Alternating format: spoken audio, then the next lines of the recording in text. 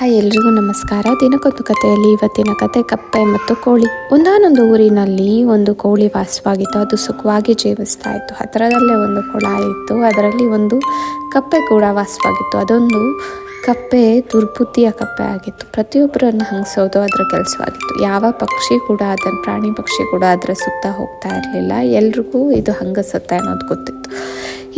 ಹೀಗಿರುವಾಗ ಒಂದು ದಿನ ಅಲ್ಲಿದ್ದ ಕೋಳಿ ಮೊದಲನೇ ಬಾರಿಗೆ ಮೊಟ್ಟೆಯನ್ನು ಇಟ್ಟಿತ್ತು. ಆ ಕೋಳಿ ಮೊಟ್ಟೆಯನ್ನು ಇಟ್ಟಿರೋದ್ರಿಂದ ಅದಕ್ಕೆ ತುಂಬ ಖುಷಿಯಾಯಿತು. ತನ್ನ ಸಂತೋಷವನ್ನು ಕಿರ್ಚಾಡಿ ವ್ಯಕ್ತಪಡಿಸ್ತು.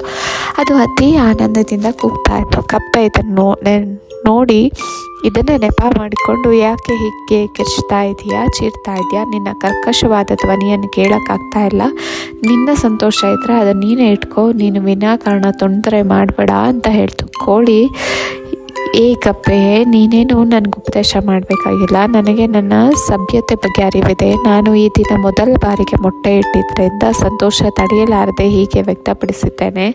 ನಾನು ಕೂಗೋದಕ್ಕೂ ಒಂದು ಒಳ್ಳೆಯ ಕಾರಣವಾದರೂ ಇದೆ. ಆದರೆ ನೀನು ಪ್ರತಿದಿನ ವಟ ಅಂತ ಹೇಳ್ತಾನೆ ಇರ್ತೀಯ.